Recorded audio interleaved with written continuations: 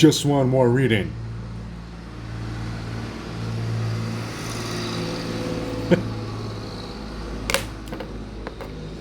Page 78. Nagarjuna guides to Bodhisattva Path.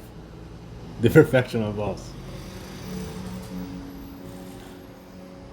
The discussion of perfection of vows. All Bodhisattvas established themselves from the very outset in the 10 great vows, namely. Bhikshu Vasitva does not make even an original statement in this section, preferring instead to simply quote the Avatansaka Sutra on the 10 Bodhisattvas vows. That being in that case, I set that aside in favor of simply translating and inserting below Nagarjuna's much clearer and much more concise distillation of these vows in stanzas from his 10 grounds, Vibhasa. 1. One vows to make efforts to supply the needs of and extend reverence to all Buddhas. One vows that in our case one will protect and uphold the dharmas of all Buddhas. From the time when all Buddhas departed to to heaven and come back to abide in the world, one forward to the end of the teachers in transforming in eternal entering into the realm of the nirvana without residue. Including when they abide in the womb, on up to their birth, on their living lay life, proceeding to the sight of enlightenment. Their conquering the demons realize the path to Buddhahood, and their first turning of the will of the sublime Dharma. I will respectfully welcome all the Tathagatas, and throughout the entire time, I vow that in all cases I shall be entirely devoted to making offerings to them.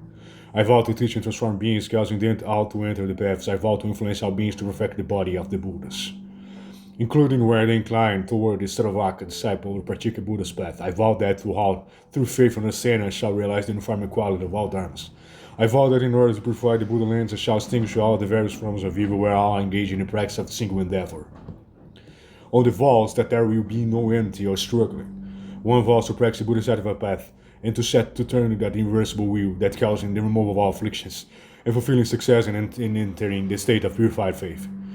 One vows that in all words one shall manifest the realization of the body. All such bodhisattvas as these take the 10 great vows as foremost. In their immense vastness they are comparable to empty space and exhaust even the bounds of the future.